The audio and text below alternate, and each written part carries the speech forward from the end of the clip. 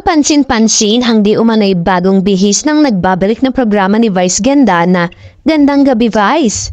Makikita sa post sa social media account na mas kapansin-pansin ang bagong matingkad na kulay nito. Say ng netizens, Gandang Gabi Vice may bagong habang tahanan sa nalalapit na pagbabalik.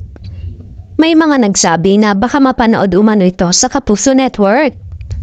Wala naman daw problema kung umere ito sa GMA, gayong ang Hit Showtime at Pinay Big Brother ay napapanood na sa GMA dahil sa partnership nito.